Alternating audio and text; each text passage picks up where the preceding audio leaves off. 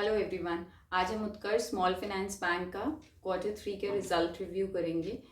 उनका प्रॉफिट जो है 168 करोड़ का, एक्चुअली प्रॉफिट नहीं, उन्होंने लॉस बुक किया है 168 करोड़ का, compare to last year 116 crore का उनका प्रॉफिट था। 116 करोड़ के प्रॉफिट से 168 करोड़ का loss year on year basis पे। उनकी जो नेट इंटरेस्ट इनकम है वो इंक्रीज़ हुई है, लेकिन बिल्कुल मार्जिनली इंक्रीज़ हुई है, 0.5% से इंक्रीज़ हुई है। ग्रॉस एनपीएज उनके इंक्रीज़ हुए हैं 3.13% से। Net NPA non performing assets जो हैं वो 2.31% से इंक्रीज़ हुए हैं, यानी कि ओवरऑल उनकी जो एसेट क्वालिटी है वो डिटोरिएट हुई है। और जो उनकी ग्रॉस लोन पोर्टफोलियो है उनका वो इंक्रीज़ हुआ है 16.2% से, जिसमें सिक्योर्ड लोन्स का जो पोर्शन है वो है उनका 41% से इंक्रीज़ हुआ है सिक्योर्ड लोन्स। और उसके बाद इनका जो बैंक डिपॉजिट्स हैं वो भी 33.5% से इंक्रीज़ हुए हैं। और जो इनका रिटेल का टर्म डिपॉजिट है, रिटेल कस्टमर्स से जो इनके टर्म डिपॉजिट्स हैं वो इंक्रीज़ हुए हैं 40.6% से। जो क्रेडिट डिपॉजिट रेशियो है वो इम्प्रूव हुई है 91.9% से। क्रेडिट के कंपेयर जो डिपॉजिट्स आ रहे हैं उनके पास, क्रेडिट और डिपॉजिट्स की जो रेशियो रहती है कि कितना वो क्रेडिट दे रहे हैं, कितने डिपॉजिट्स आ रहे हैं उनके पास, उसकी रेशियो उनकी 91.9% पे आ गई है, इम्प्रूव्ड है उनकी।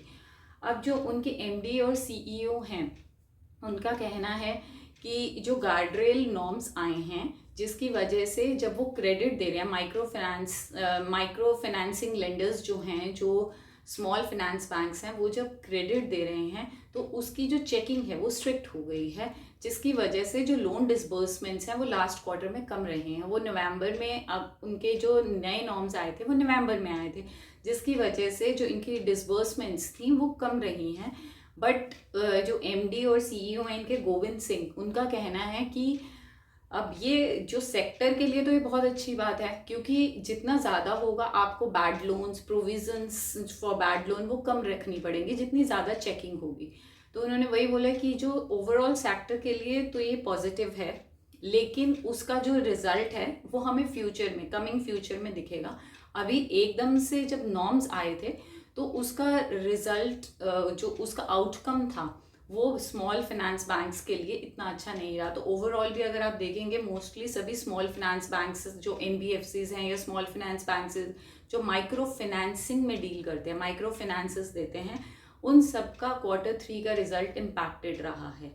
उसका रीज़न यही है कि जो न्यू नॉर्म्स आए हैं आरबीआई के थ्रू, और वो एक्चुअल में बैड लोन्स को प्रिवेंट करने के लिए हैं। और जो एनबीएफसीज हैं या बैंक्स हैं जो माइक्रो फाइनेंसिंग में जाते हैं, उनको प्रोविजंस भी उसके लिए ज़्यादा रखनी पड़ती थी, क्योंकि बैड लोन्स के चांसेस ज़्यादा थे, चेकिंग इतनी नहीं थी। अब चेकिंग ज़्यादा होने की वजह से उन्हें प्रोविजंस कम रखनी पड़ेंगी और बैड लोन्स के चांसेस भी कम होंगे। तो बेसिकली ओवरऑल तो ये अच्छा इम्पैक्ट रखेगा, लेकिन फ्यूचर में रखेगा। अब उत्कर्ष बैंक का जो लॉस हुआ है 168 करोड़ का, उसको ओवरकम करने के लिए उन्हें टाइम लगेगा, वो एक क्वार्टर में तो नहीं होगा। और अगर आप देखेंगे तो शेयर प्राइस भी इसका 15%, अराउंड 50% वो फॉल हुआ है। रीज़न उसका यही है कि प्रॉफिट जो 116 करोड़ का प्रॉफिट था उससे 168 करोड़ के लॉस पर आए हैं वो। तो परफॉर्मेंस अच्छी नहीं है, वो इन्वेस्टेबल अभी तो नहीं लग रहा है कुछ क्वार्टर्स तक, क्योंकि लोन को जो लॉस है उसे ओवरकम करने के लिए भी टाइम चाहिए होगा। तो अगेन ये मेरा व्यू है, ये कोई बाय सेल रिकमेंडेशन नहीं है।